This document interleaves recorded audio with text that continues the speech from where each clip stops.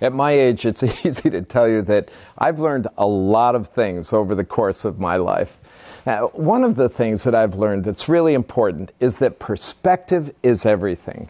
If you don't have your perspectives right, everything gets confused and messed up. Which reminds me of one of my all-time favorite stories of the Texas rancher who was doing agriculture consulting on a farm in Germany. He asked the farmer, how big is your place? The farmer said, well, it's about a mile that way and a half a mile that way and then another mile back. The German farmer said, it's not all that big.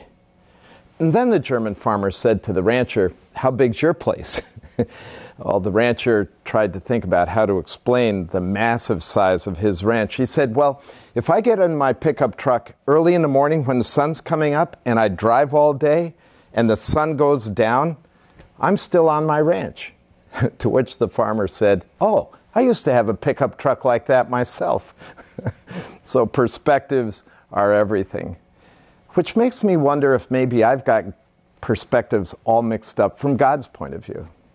Like, for instance, I wonder if I think of success as being a matter of my business card, the kind of car I drive, the area code that my phone is in, my bank account, when Jesus says wrong.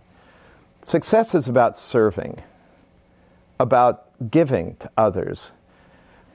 I wonder if I buy the perspective that suffering is terrible, must be resisted, that it's the kind of thing that ought to make me angry and bitter, that somehow my entitlements have been blown apart. When God says, from his point of view, suffering is productive. Count it all joy when trouble comes rolling over your life, is what James tells us in James chapter 1.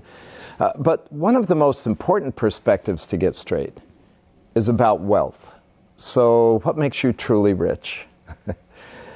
Jesus, to the church at Laodicea that was very affluent, said, your problem is, in fact, he said, you make me sick. That's how much I dislike this.